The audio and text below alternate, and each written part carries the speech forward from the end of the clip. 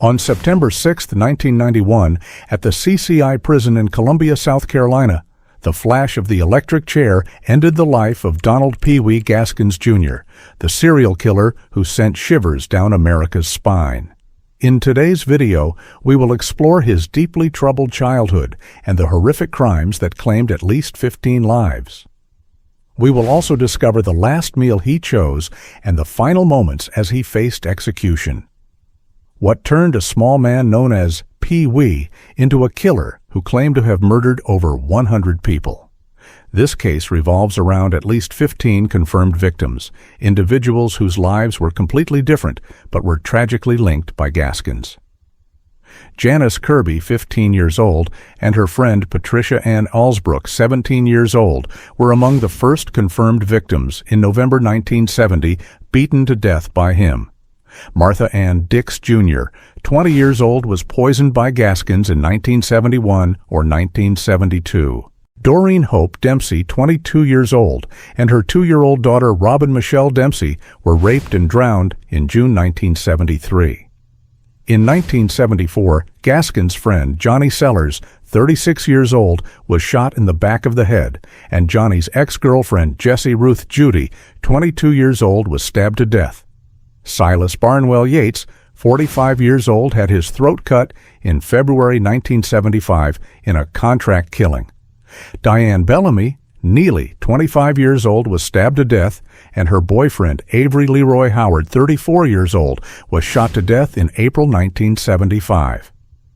Most tragically, Kim Gelkin, 13 years old, was stabbed to death in September 1975 to prevent her from telling the police that Gaskins had moved her without permission and that she was being sexually abused by several adult men, including Gaskins himself. Finally, in October 1975, Dennis Bellamy, 27 years old, and his half-brother John Henry Knight, 15 years old, were shot in the back of the head by Gaskins just minutes apart. Gaskins' victims, from acquaintances to strangers, were brutally deprived of their lives, often in the most horrific circumstances. Donald Henry Pee Wee Gaskins, Jr., born Donald Henry. Parrott, Jr. came into the world on March 13, 1933, in Florence County, South Carolina. He was the last of Eulia Parrott's illegitimate children. Small for his age, he was immediately nicknamed Pee Wee. Gaskins' childhood was marked by his mother's indifference and abuse from a male relative. His mother seemed so unconcerned that the first time he learned his own name, Donald, was when it was read aloud during his first court appearance. Gaskins was described as a masterful manipulator and con artist, street smart, with a sharp sense of humor and a friendly, jovial personality.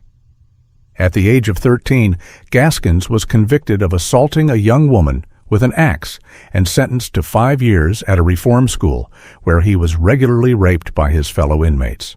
After his release in 1951, he continued his life of crime.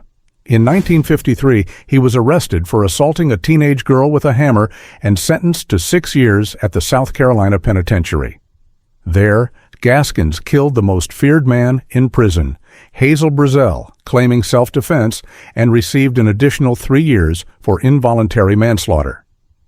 He escaped, was recaptured, and paroled in 1961, only to be arrested again for raping a 12-year-old girl in 1963.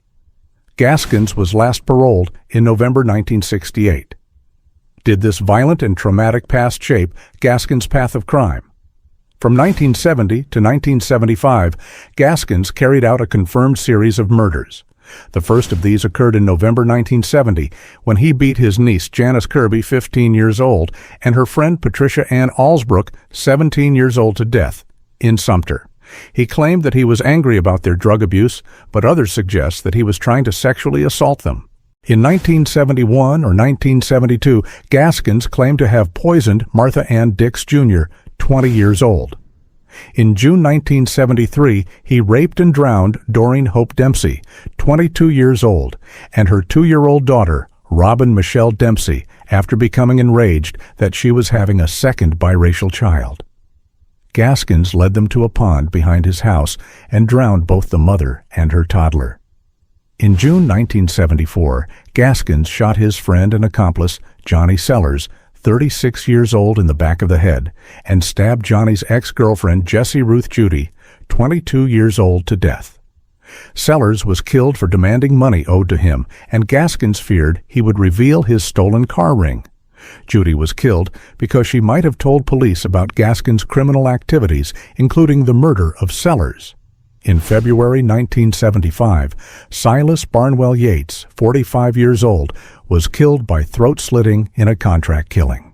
On April 10, 1975, Gaskins stabbed Diane Bellamy Neely, 25 years old, to death, and shot her boyfriend Avery Leroy Howard, 34 years old. Diane was killed for threatening to report Gaskins's behavior with minors to the police, while Howard was killed for demanding money for legal fees, and Gaskins feared he would expose his criminal activities.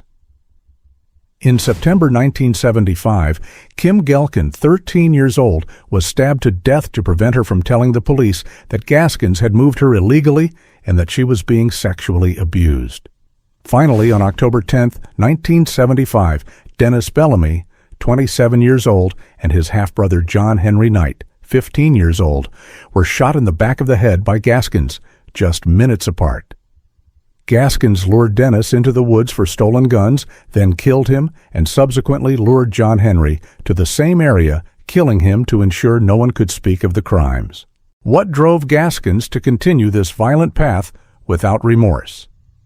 After the murders of Dennis Bellamy and Johnny Knight, the investigation finally led police to Gaskins.